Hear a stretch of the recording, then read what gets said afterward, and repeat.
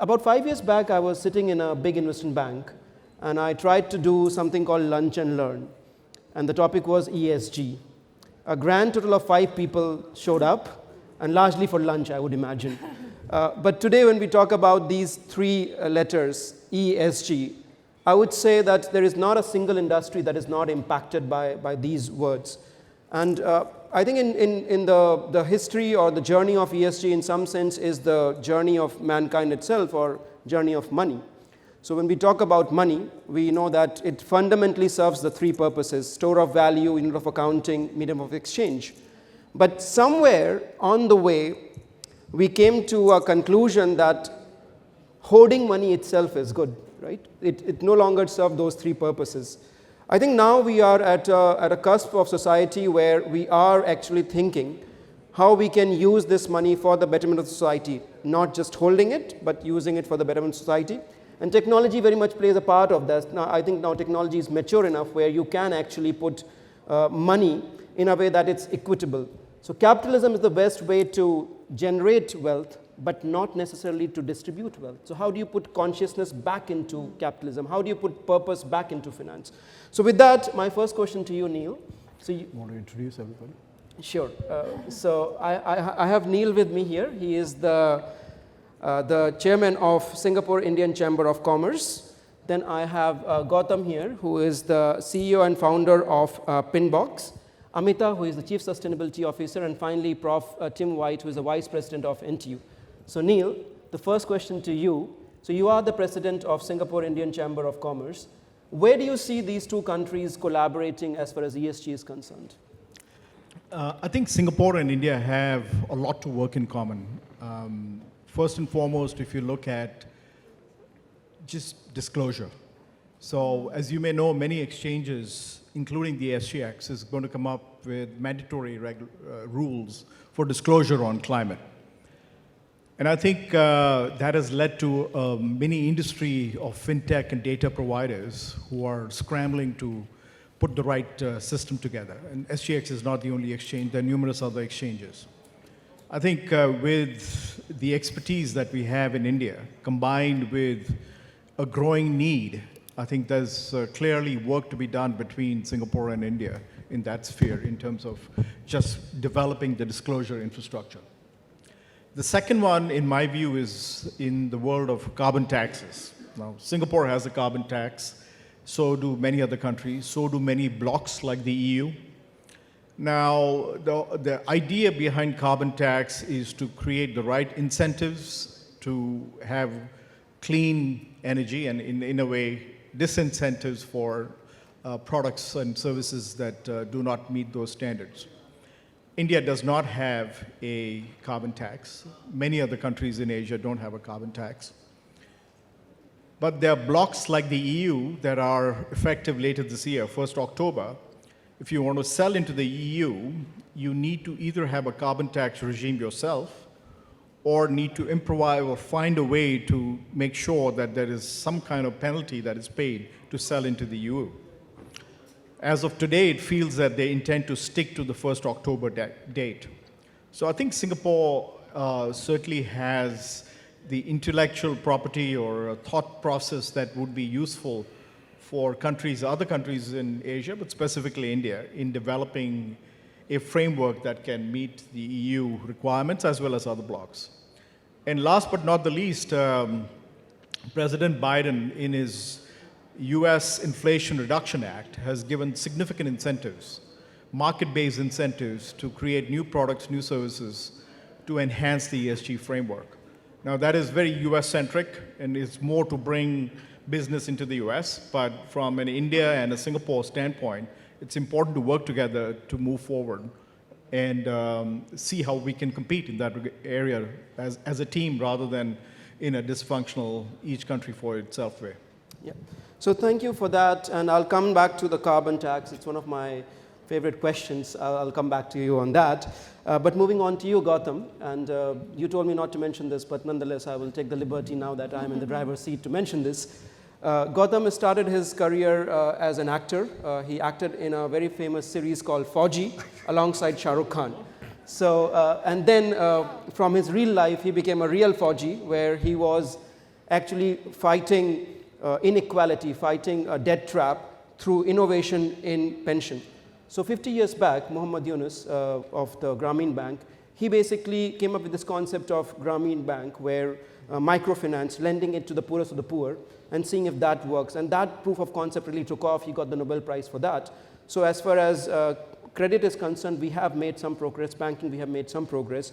But when it comes to insurance, why is there no insurance? Why is there no pension for everybody? In fact, in this country, if you see, in the last 5 years, massive progress has been made. And today, 80% of the people are banked. Yet when you talk about insurance, only 3% people have any kind of insurance or life insurance, and less than 1% have insurance beyond life. And same with pension. I think there is a lot to be done in terms of providing pension to the bottom of the pyramid. So you have done great work in that field. And financial inclusion, ESG, is very much about empowering people at the bottom of the pyramid. So your thoughts on that? Thanks. And well, I've been actually scratching my head in terms of trying to connect the dots between ESG and pensions.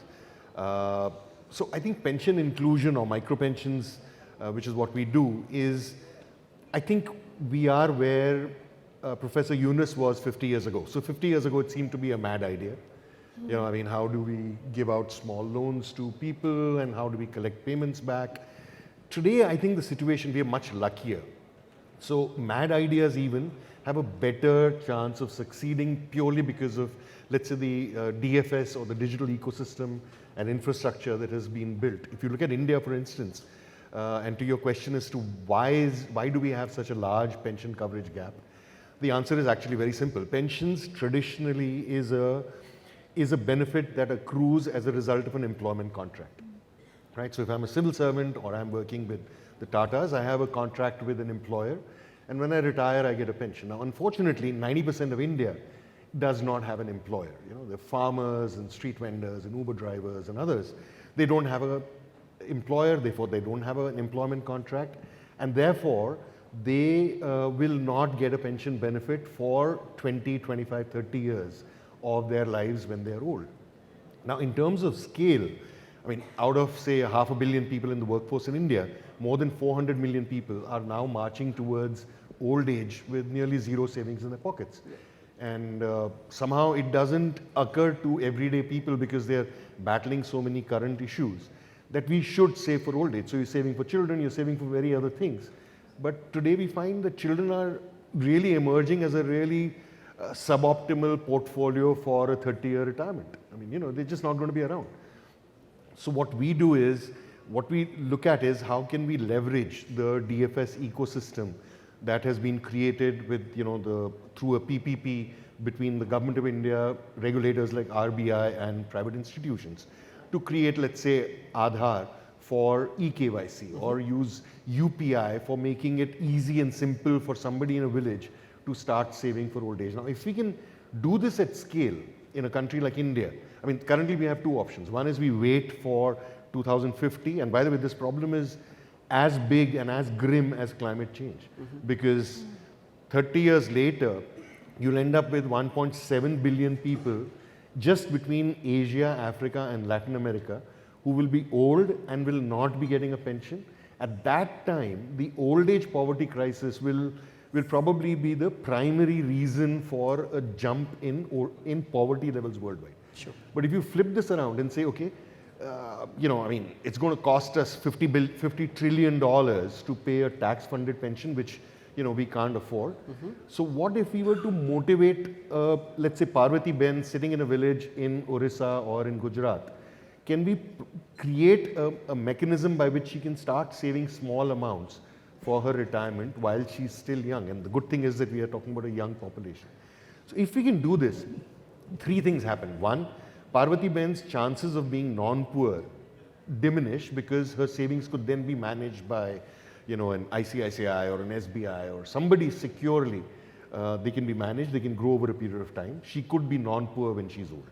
The second is, if we can get even a quarter of the people, you know, to do this at scale, you could, at a global level, you could end up with $15–20 trillion of new long-term savings that could suddenly occur, and this could improve economic development, infrastructure, and so on and so forth.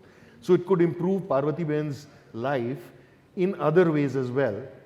If she, and if this money with better governance was invested in ESG compliant, investments, then it has a triple impact where the fact that Parvati Ben is probably from a farm background, faces a disproportionately higher risk of, the adverse impact of climate change.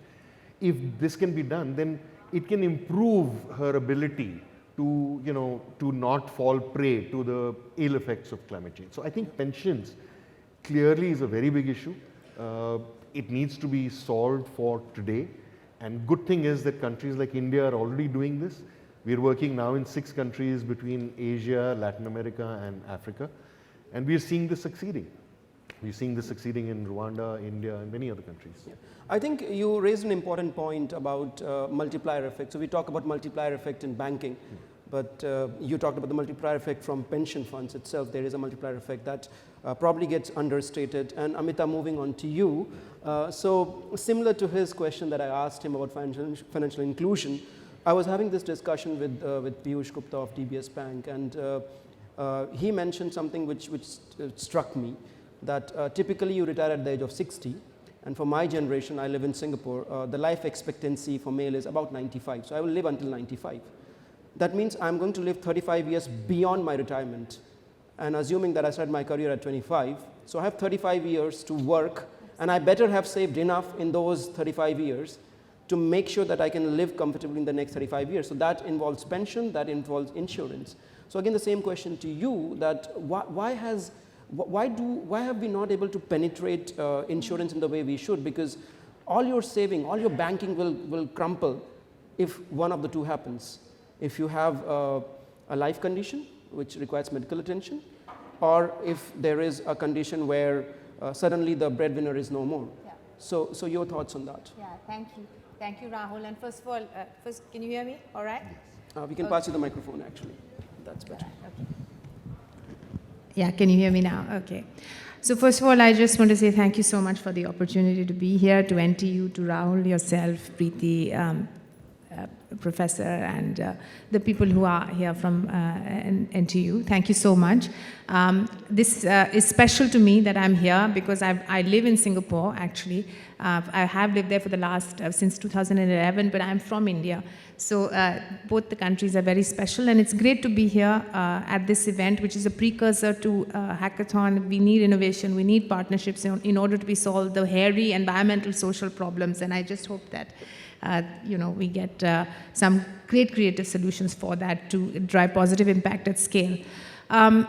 Just before I answer your question, the point that you made around how is pension inclusion related to ESG, and ESG is environmental social governance, right? So social does factor in ensuring that we leave no one behind. We create an inclusive, prosperous society that's environmentally responsible, your no poverty, SDG 1, your 10 reduced inequalities, and so on. So it's absolutely critical to make a wider impact on the society. Now, to your question around life and health insurance, and you've already quoted the figures, right? You have banking penetration of 75%, but you have life insurance penetration of 3.2, and then health is much lower. And that's not all.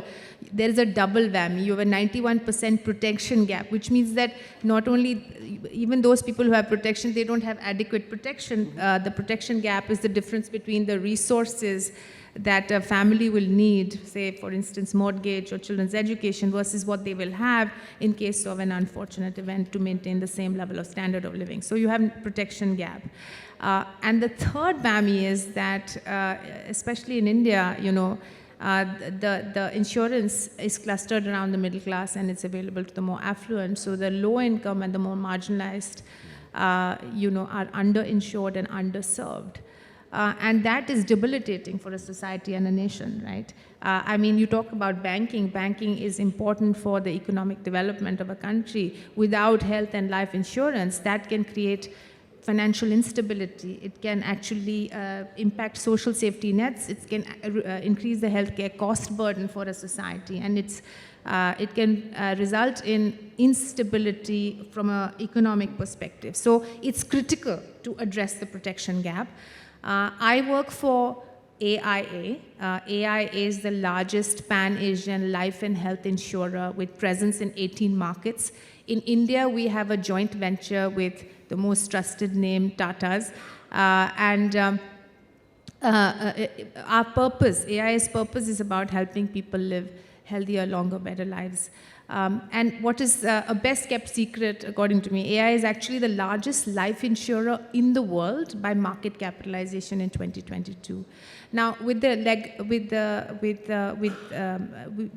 legacy of operations that we have, we're present for 100 years. We have a 100-year history.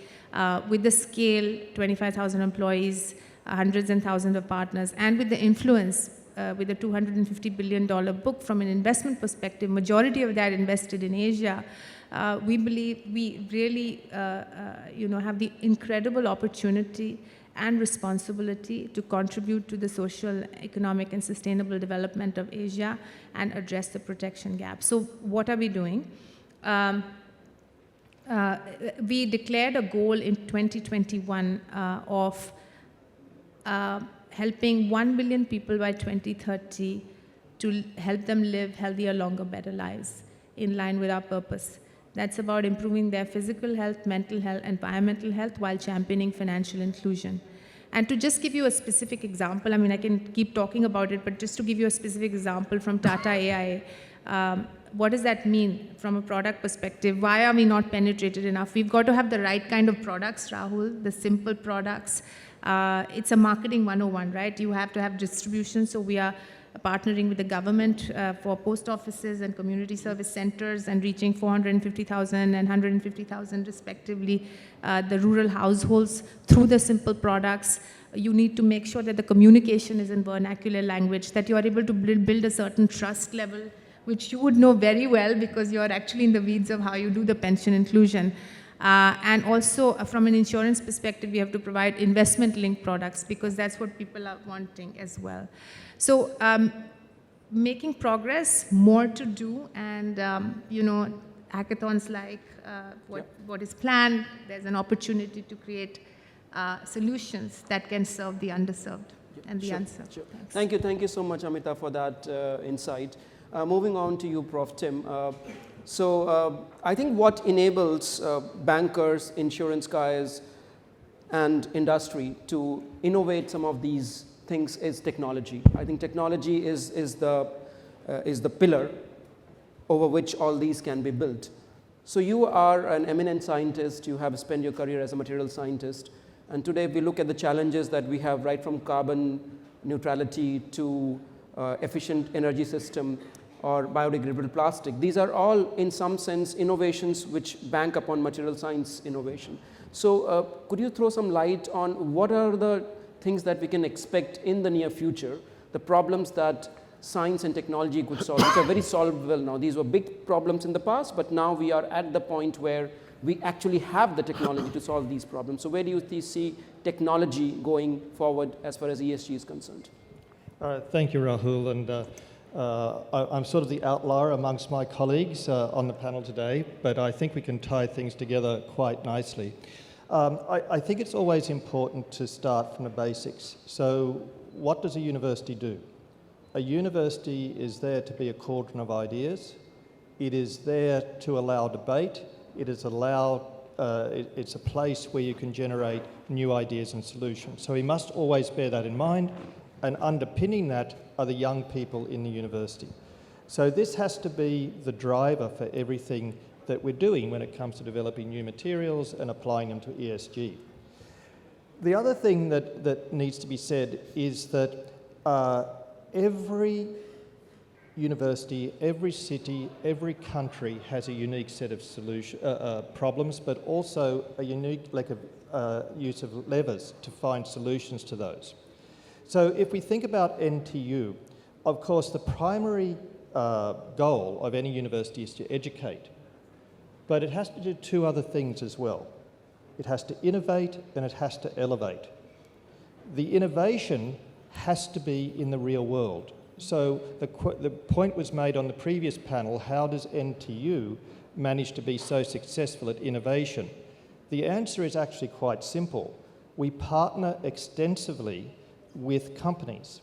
And these companies can be anything from multinationals through to SMEs through to startups. But we partner with companies, and this is very important because it means that our students can see the real-world applications of what they do. So we have something like 250 companies working on our campus, not beside our campus, on our campus. So why does that work so well? It works so well because, number one, it lets the companies look into the university to see the technologies that are coming out. It allows our professors to look into the companies to see what their needs are. And it allows our students to be interns in those companies so they generate a pathway to employment.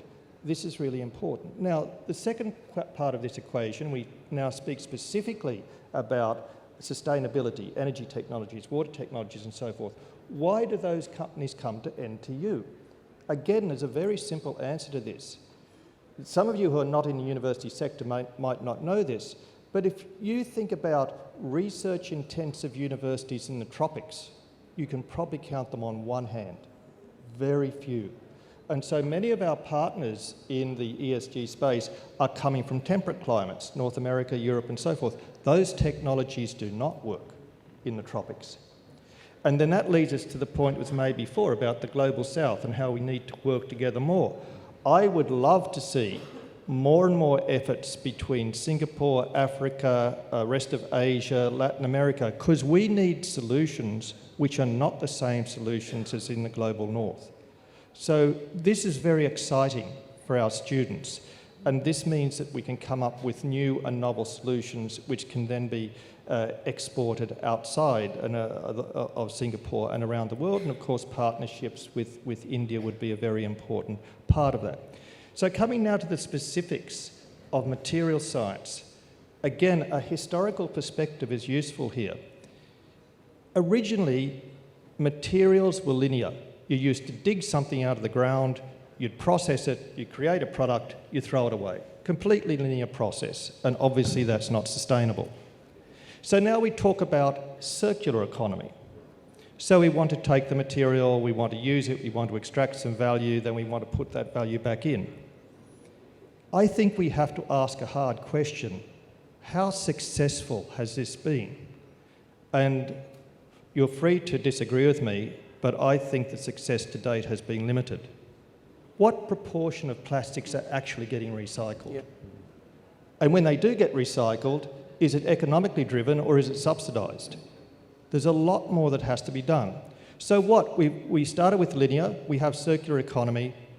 What is the next level beyond that? It's basically three-dimensional material processing, where you not only take into account the materials, but also the energy sums, the economic sums, the social impact sums. All of that has to come together, and that is not easy to do. But unless we start to think about the problem more holistically than we have been to date, then I think we're going to be stuck, that the economic drivers to allow us to do this will not be there. So I'm not saying that this is easy, but it does mean that in the students at NTU and throughout universities, they have to be well aware of the difficulty of these problems. And I think that, you know, there is a little bit of a feeling that deep tech takes too long. You know, if you're developing a new material, you don't do it in 1 year, 2 years, 3 years. Look at carbon nanotubes. Look at buckyballs. Do they have any real commercial outcomes yet? They have some, they're coming, but this is 20 years later. So it's not going to happen quickly. So you have to have this very broad appreciation of what it takes to make the impacts. So then coming back to some of the other comments here, if we think about NTU and what its focus are, it's really the grand challenges. So obviously environment and sustainability are there, but that's intimately entwined with health. So, you know, if people can live longer, be productive longer, then that impacts insurance, pensions, and so forth. It impacts clearly on, you know, what will industry look like in the future, Industry 4.0. How do you manage a factory where employees are scared they're going to lose their job to a robot? And of course, if they lose their job to a robot, then their pensions are at risk again. And then finally, of course, you've got the digital economy. And that is really the platform upon which everything has to be developed. So I think the short answer to your question is that we have to look at materials much more holistically. It's of course not linear, we understand this. I would argue that circular does not add up all the sums properly. Right. So we have to have this three-dimensional approach which involves all the components of transforming materials and getting them back into the economy. Thank you. Sure. I love your definition, the way you said it was linear. We are digging out something, and I argue that if you look at GDP is nothing but how soon you can unearth the earth and bring it onto the surface. You put something in the soil, plant grows, that goes in your agriculture produce. You're mining the earth, some metals are coming out, building some fancy cars out of it, that goes into your GDP. You take some earth out, build some bricks, then you are stacking it up, buildings are built, that goes into your GDP. So there is something fundamentally wrong with the way we define development, which is how soon you can unearth the earth. So I very much like your idea, can we put the earth back into the earth? So I very much like that idea, and I think one person who is doing that extremely well is Neil here, because Neil, you are also the partner and head of Asia, Australia and New Zealand for Tikehu Capital, which has been awarded the 2023 top-rated ESG performer by Sustainalytics. So clearly, you're doing something right there. So what is it that you're doing that we need to learn from you? Thanks, Rahul. So that's now Rahul's referring to my day job. Earlier referred to my Chamber of Commerce job, which is evening and night job. So from a private equity investment standpoint, it's very important to invest with people who have the right values. I think that's paramount. Back in 2015, before it became fashionable to be investing in ESG compliant companies and products and various things, we, the partners of the firm, decided that it was an important priority for us. I think all of us saw what happened at COP27 recently with some very drastic examples being shown that if we don't bring the temperature down significantly, then a few countries will not exist in the next few years. So back in 2015, we started on this journey before, I guess, a few years before others did, simply because there was a passion to do the right thing and to invest in the right companies. Now, what have we done right? I think there are a lot of things we've done right, and we've done a lot of things wrong too. So let's start and focus on what we've done right. I think it's important to be consistent. Very simple. The temptation to veer away from the focus is very high, because often there is a difference in returns, especially earlier, between ESG compliant investments and non-ESG compliant investments in the same area. So if you're an investor and you're trying to maximize returns, there is obviously a temptation to go for the highest returning asset. Yeah. Now, I think it's important to be disciplined about it, and the reason I say that is every day there is something that is veering from what you decided at the beginning of the year should be the focus for the rest of the year. Number two is find like-minded people on the company side. So we invest into companies across the globe. In Asia, we have found that most people are very consistent with the objectives, and it's worked very well for us in Asia and in Australia. But if you don't have the right passion on the other side, then the execution of your strategy gets distorted, because as an investor, you can't be micromanaging every investment you make. You know, we got over 60 investments in Asia. You can't be managing all of them yourself, obviously. So there are a few disciplines that need to be kept in mind. But the overall arching comment that I would make is make sure you're clear of what the goals are, and then be consistent over time. And often it's easier said than done, especially when you're in the business of maximizing investment returns and IRR. Yeah, I think you raised a very important point, and I think there is a bit of a myopic view that has prevailed from Q1 to Q2. I like to call it Qayamat se Qayamat tak.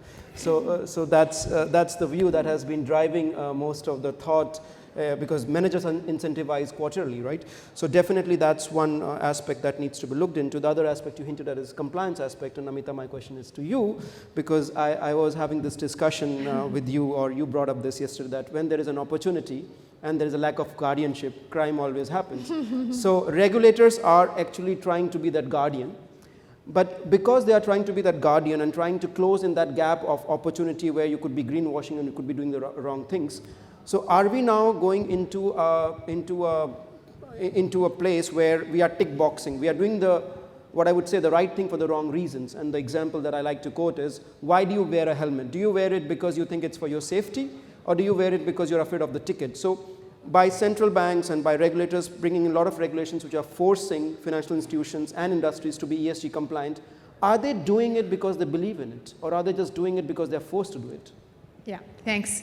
Thanks, Rahul. That was in a completely different context than what I said about environmental criminology, but it's a great question. And let me just allow me to start a little bit with AI, and then I'm going to explain why I think regulation matters, but also, the individual initiative and purpose-led organizations can also drive the impact forward. So if we talk about AI, as I said, AI has the purpose of helping people live healthier, longer, better lives. And it's been it has a legacy of trust of 100 years with the policyholders, and a founding philosophy of doing the right thing in the right way with the right people, and the right results will come.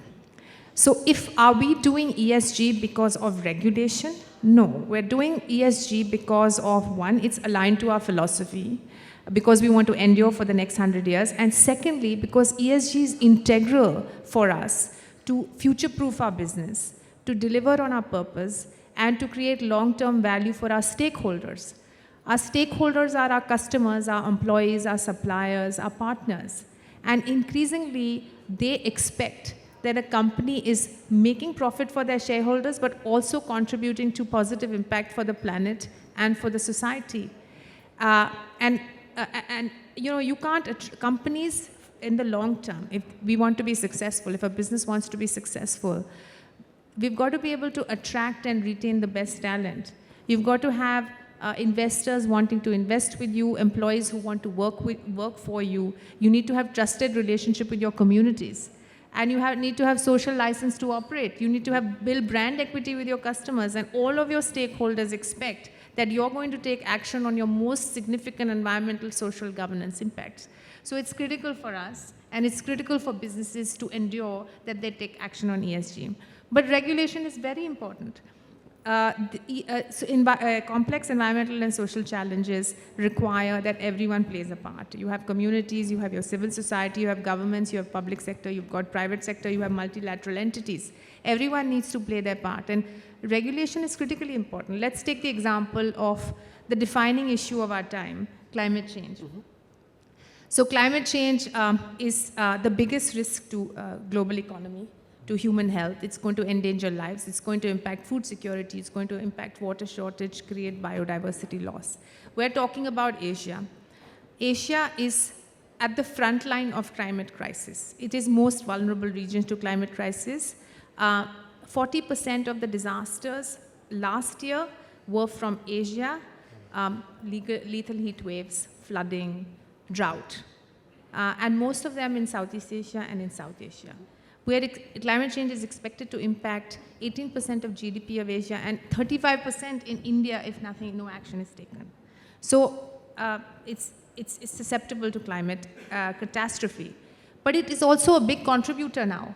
So more than half of greenhouse gas emissions are from Asia. Asia is poised for growth. 40% is expected to be 50% of GDP by 2040, which means that as Asia grows and population grows, there will be more energy consumption. And if we don't do anything about it, again, we are facing a massive climate crisis. So regulators have to step in and create certain types of regulation, and we see that that's happening. SOPS was here, and we've got central bank regulator of Mr. Ravi Menon in Singapore doing big work in the area of climate. So what are we seeing? We're seeing that countries and regulators are driving regulation for the purposes of understanding of climate risk assessment by companies across the board. So we see task force on climate-related financial disclosures mandate across multiple jurisdictions in Asia, Singapore, Malaysia, Hong Kong, and even India, where they're asking, not yet regulated, but they're asking insurers whether they're prepared for climate. Yeah. Secondly, investments, somebody mentioned in the previous panel, financing. David mentioned that we need to have capital that goes into renewable energy, into EV charging stations, into batteries. 90% of the world's GDP has made net zero commitments. Countries have made net zero commitments. 2017 India, Singapore 2050. In order to achieve those commitments, we need the capital inflows into clean energy solutions. We need to foster innovative capital mechanisms to crowd in private sector capital. As an insurer, my first duty is to my policyholders to make sure that I'm providing them with sustainable risk-adjusted returns. And so we need concessional capital. We need blended capital mechanisms in order to be able to de-risk the capital allocation to a low-carbon economy future. And then I think, Neil, you made the point, right? We need to build knowledge and capacity of the companies in order to take action, but also standardize disclosures. Because there is completely aggregate confusion as far as ESG ratings is concerned, measurement is concerned, and we need to be able to regulate this, harmonize the disclosures, and so therefore, India's step of BRSR for 1,000 companies to provide standardized disclosures step in the right direction. So just in conclusion, I want to say, everyone has to play a part, as you know, for these challenges. And there's an old African proverb that says that if you want to go fast, you go alone.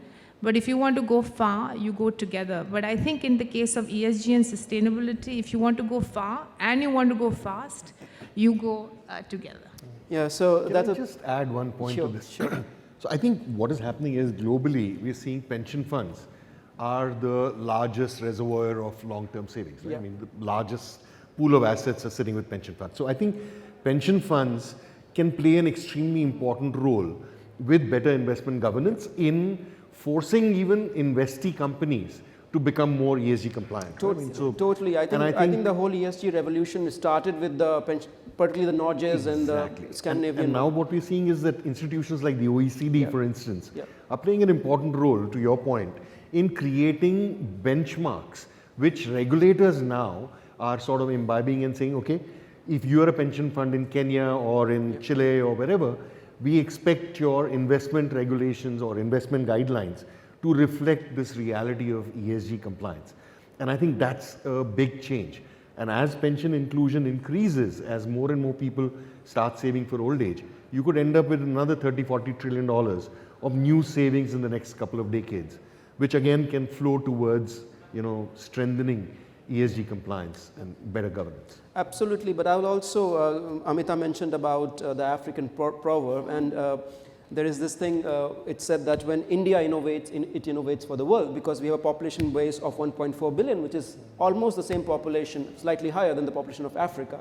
And you have done some great work in Africa, in Rwanda in particular, with which NTU also, Prof. Team, I understand, does great work. So could you just explain what is some of the learnings that you took from India to Rwanda to another continent, and how successful was that?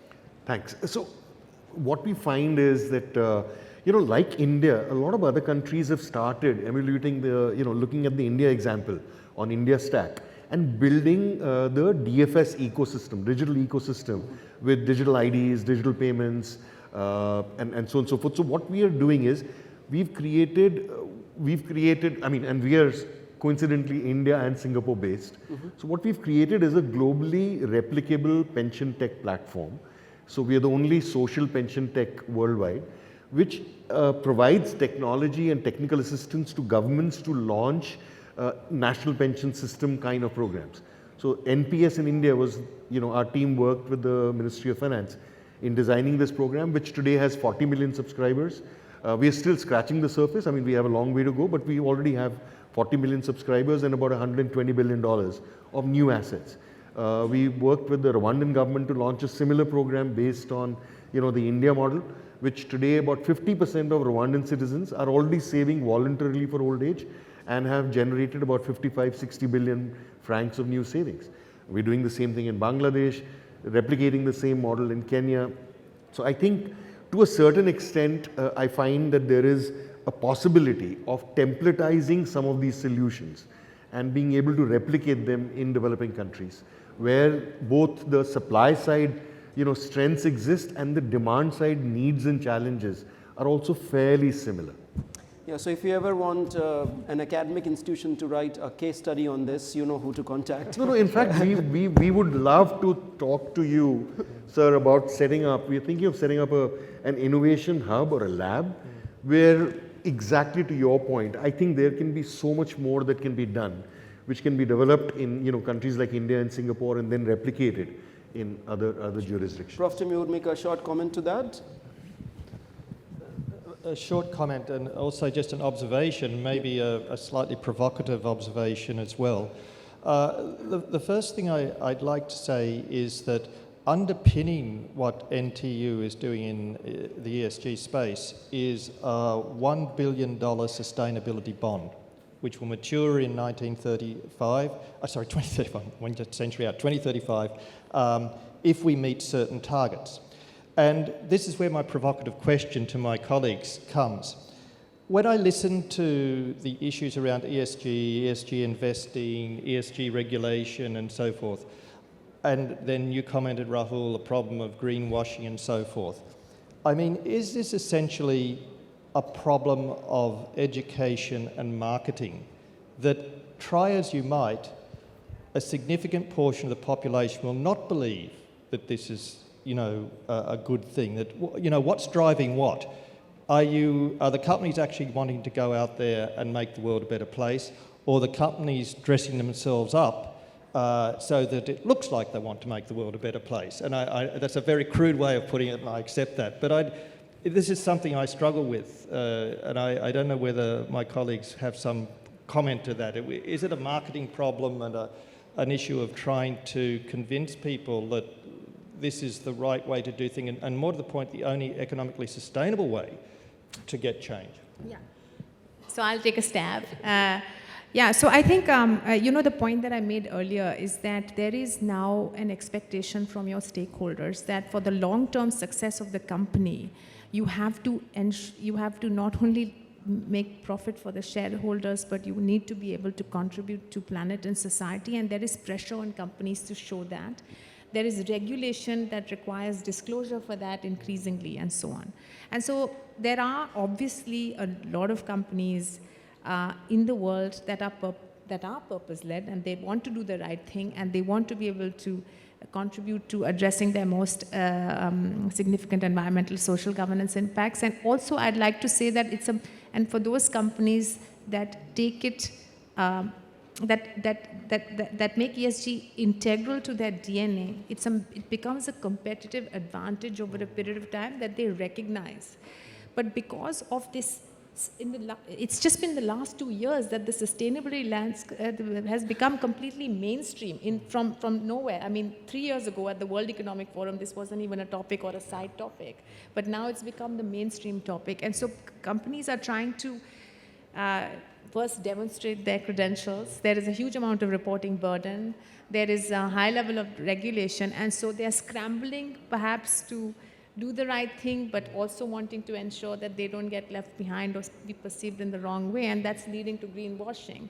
So I think, as I said, it's going to be a combination of multiple parties working together, and regulation is extremely important, and that's why standardized disclosures become absolutely key to ensuring and integrating that into financial accounting, and ensuring that externalities are taken into account. And if that becomes the norm in a way that's standardized, then whether you're purpose-led or whether you're doing it because you want to show it, it's, you are going to be achieve your goals around sustainability. Thanks.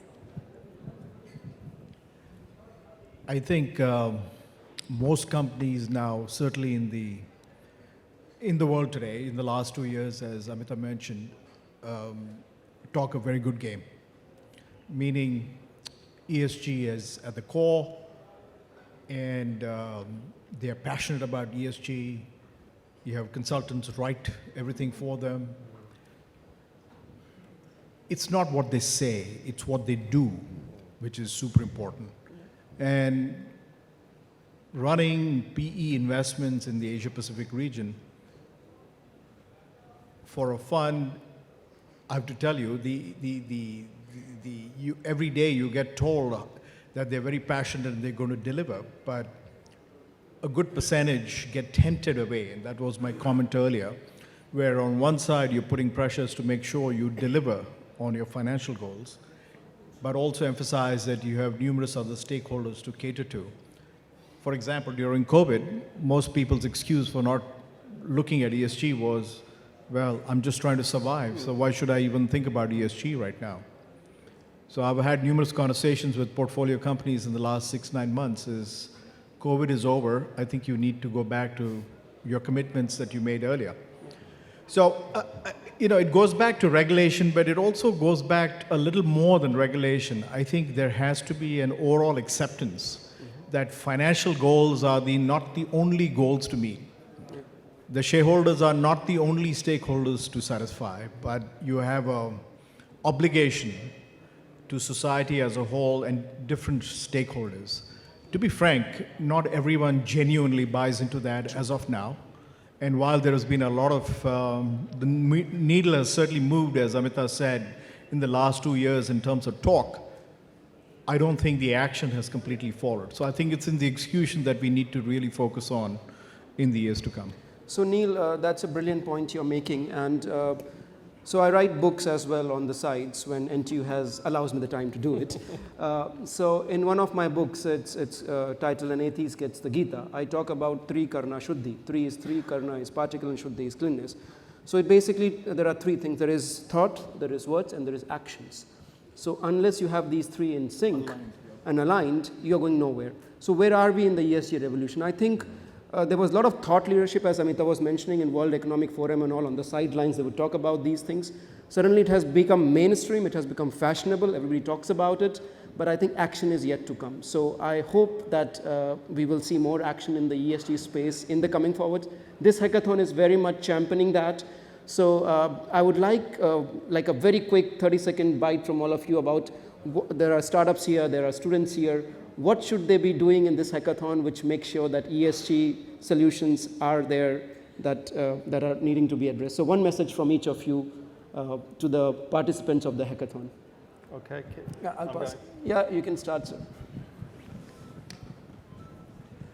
So I think the main thing, if you're looking for a solution which is viable, you must understand the market well. You must take this very complete approach. This is what's important. So, this will be a very intensive competition.